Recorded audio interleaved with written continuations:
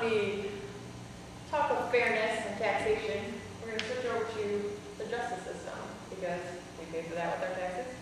And there's a big debate on whether that's fair as well. So the first question over here is, what is the biggest problem with the justice system and how would you fix it? And I'm going to start down there with Walter. Thank you.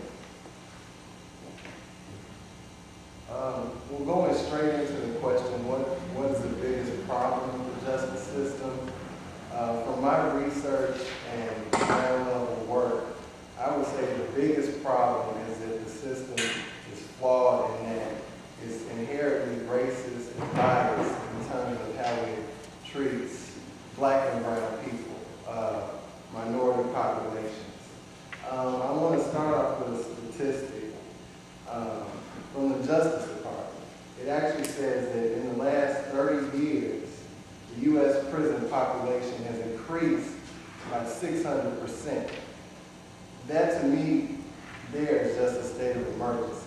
We have 2.3 million Americans locked up in penal institutions, on parole, on court monitoring, or having some contact with the criminal justice system. The fact that the justice system has been inherently flawed from the beginning, we can go all the way back and look at actually, I'm not going to get into the history now. That's another question. But the basis of my argument is that it is flawed because of racial bias and differential treatment based on race and class. We can look at the way with which police departments target black and brown people in America.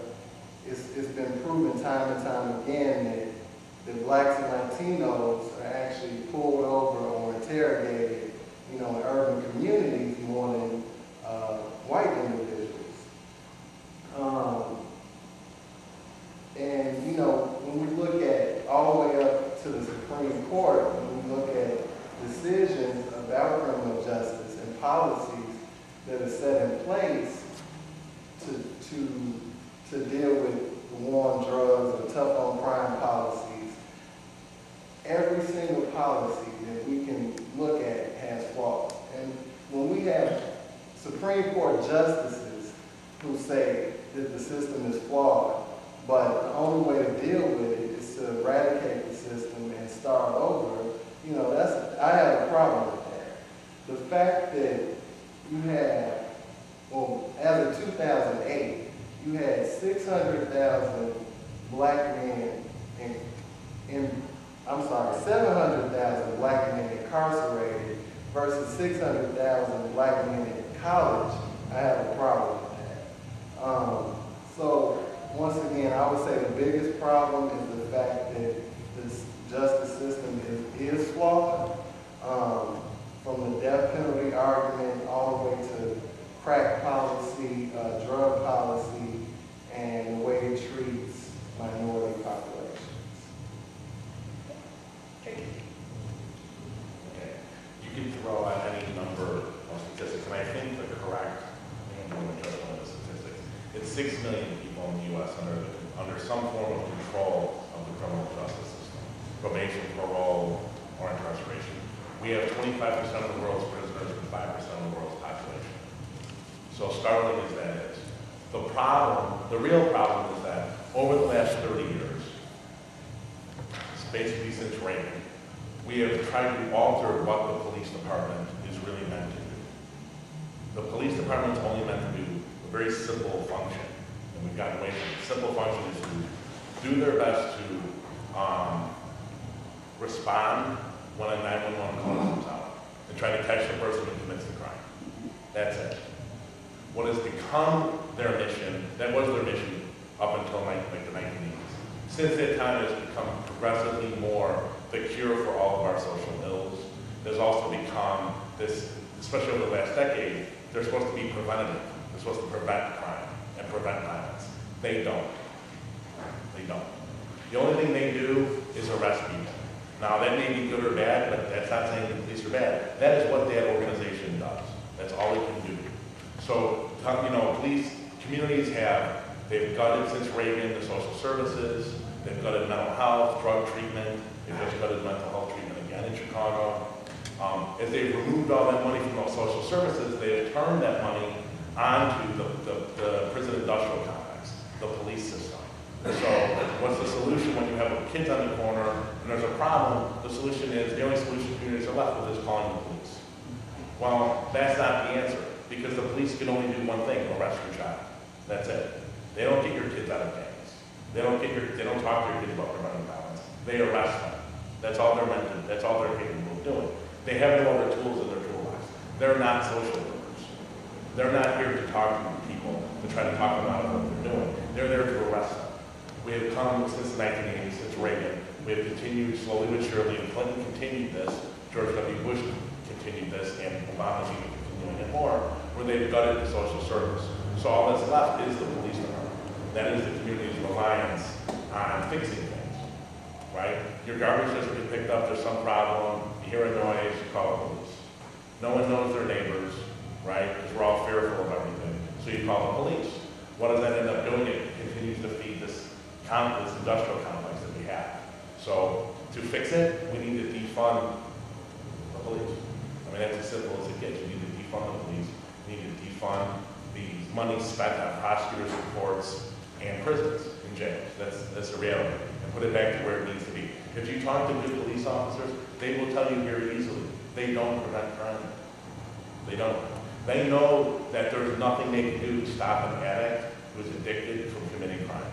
They know it. They know that they're much better off a drug treatment center on the corner than a police officer on the corner. Reality is, society has been driven to think that they're this very big preventative force, and we need officers in our community, right? Which is the fight now in Chicago.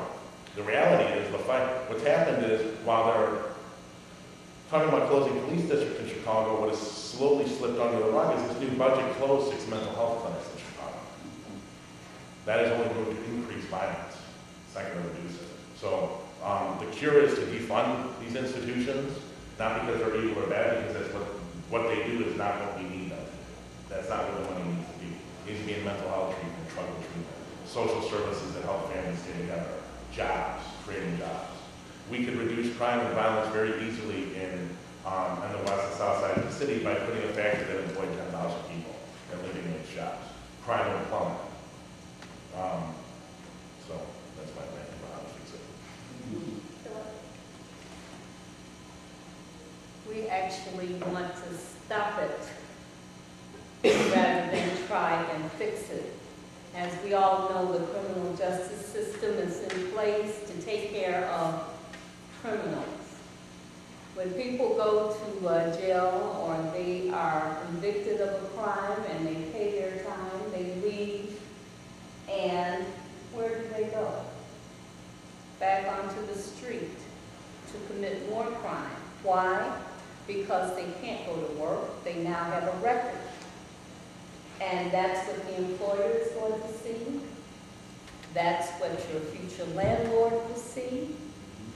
So what do? We at the NAACP on the South Side branch, along with all the other units in these United States of America, have taken on a project that we're going to kick it where it hurts. We're going to start with our youth. We're looking for ways of entering into the school system. We're looking for ways to redirect the funds. I heard you say something about funding. It costs so much to keep your child incarcerated, but yet so little is given to your child to learn. We would like to put into place programs which will learn the young people how to be respectful of each other, have good character, and to seek and achieve goals. This is a very long-term project. It will not change overnight. But we are beginning our work, and we need help. We need help from all of you, or any of you who know anything that will help us to get those tax dollars placed in the correct place. I would like to say also that until we train people, even adults, to have more sensitivity to one another, we're going to continue to have crime. We need to get these thoughts out of our mind that crime only exists in certain areas. Crime exists everywhere, but it depends on where you are, the type of crime that's committed. Yes, murder, robbery, rape, all over it happens. So we need to get that out of our mind that only a certain group of people we're going to look at. And then those policemen that are out there, their answer to a young person who's jumping out of the car, trying to shoot him. I think we had about 5 or 6 deaths this year alone. However, I noticed recently they're shooting them in the leg. That's a change. They're coming about something. Perhaps we are giving them sensitivity training. I would say hit them in the pocket. Get the money. We want to educate over incarcerate. Excellent. Now, I didn't say this before, but on my left I have the taxation experts, and on this side is the justice system, but you guys are more than welcome to, you know, if you hear something or you know something about anything that anyone else is talking about, and you want to say something about it, feel free to do so. You know, when we talk about, there was an earlier debate about taxes and how, what system we should have in government spending. And I'm all for this idea of limiting government spending. I'm all for it. If we can find ways to reduce the need for humans, you know, for the government to spend, I'm all for it. But what doesn't get discussed is where we choose to spend the money. There are certain areas that are never discussed when you bring up the taxation and where money gets spent. It just never is. And one of them is the criminal justice system. That is never talked about. I knew, because I was working in New York at the time, that I knew 5 years ago that California was going to default. One of the main reasons for California's default that no one wants to talk about is the fact that they have 166,000 prisoners in their jails at $66,000 a year per prisoner. No one wants to talk about that. That's not something we can defund. Now the Supreme Court is making them do it, right? Well, sort of. But no one wants to talk about defunding that. Whenever there's talk about government expenditures, the government, the government expenditures that go up is policing and money for prosecutors and money for courts. That always goes on. It's very similar to the people that were pro the tax cuts with Bush, under Bush's term, but no one wanted to talk about the spending for the military. We're broke, we're all broke, we're broke. We had a little over $1.2 trillion over 2 wars. But that's never accounted for. That's never talked about in discussions when people want to talk about how to tax.